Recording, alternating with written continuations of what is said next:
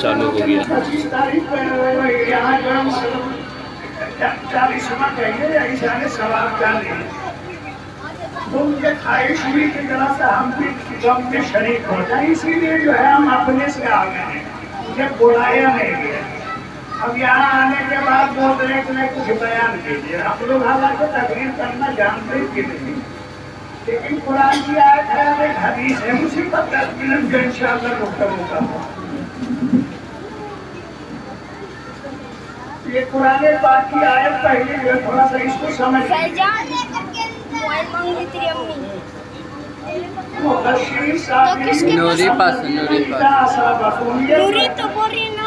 صابرین کی تعریف کی گئی ہے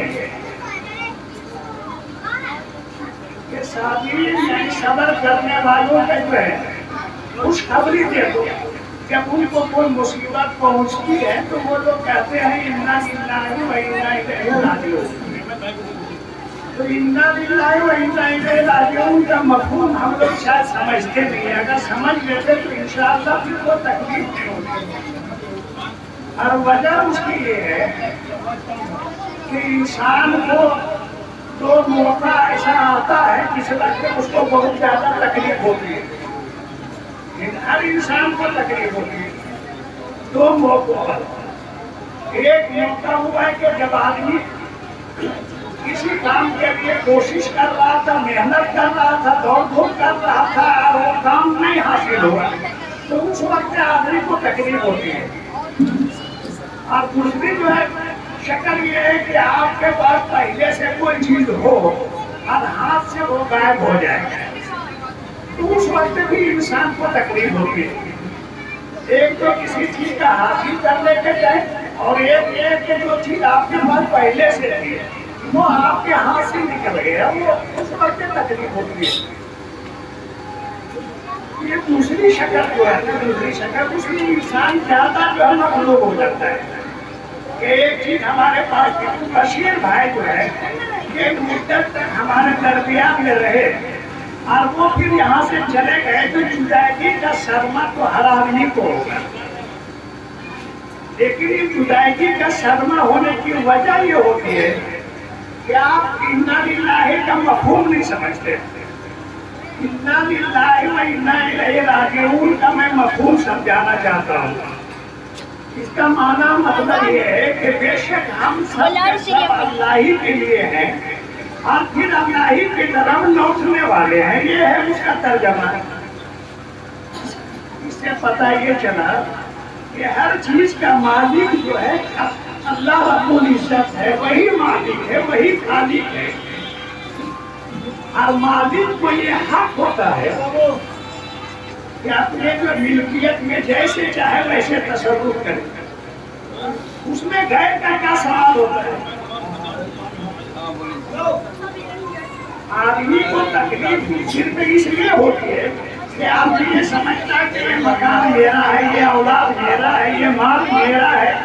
اگر آدمی عقیدے میں یہ جمال ہے کہ نہیں یہ مال بھی خدا کا، مکان بھی خدا کا، سب اس کا، ہم بھی خدا کے ہیں، تو پھر اگر آپ اللہ کو مالک سمجھتے ہیں تو مالک کو یہ حق ہے کہ اپنے ملکیت میں جیسے چاہے ویسے تصرف کرے. اس میں ہم اگر چونو چلا کرتے ہیں تو اللہ کے فعل میں ہم دخل دیتے ہیں. تو اگر آدمی دل میں یہ بیٹھا دے کہ ہم لوگ سب اللہ ہی کے لیے ہیں، آج وہ گئے ہیں کل ہم بھی وہیں جائیں گے، تو پھر تکلیف کا کیا سوال پیدا ہوتا ہے.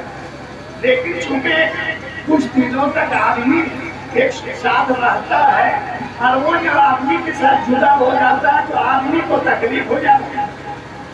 لیکن دیکھیے اگر آپ کا لڑکا بمبئی میں اگر رہے اور بمبئی میں رہنے کے بعد آیا ہے گھر اور 1 مہینے کے بعد وہ پھر بمبئی جانا چاہ رہا ہے تو آپ کو کوئی تکلیف نہیں ہوتی بلکہ آپ خوشی ہوتی ہے کہ میرا بیٹا جا رہا ہے.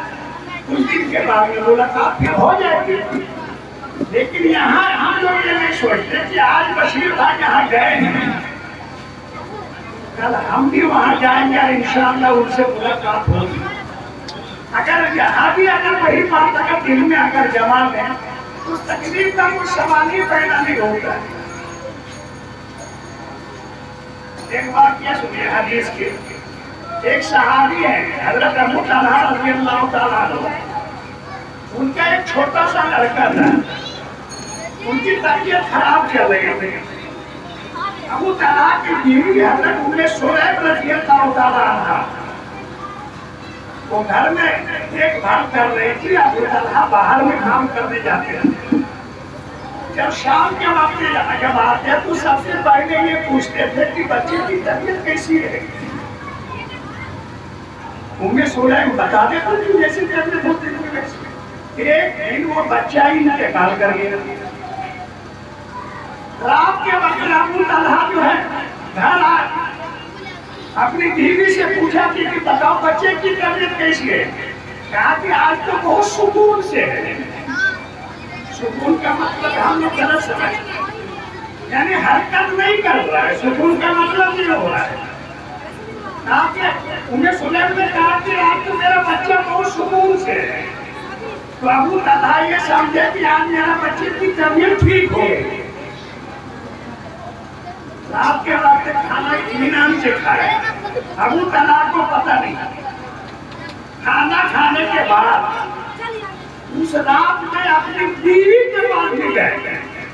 لیکن کمال ہے انہیں سلیمہ کا کہ ایسی نازک بدن عورت جو کم عقل ہوتی ہے, اتنا سب ہونے کے باوجود بھی اپنی شوہر کو نہیں بتا رہی.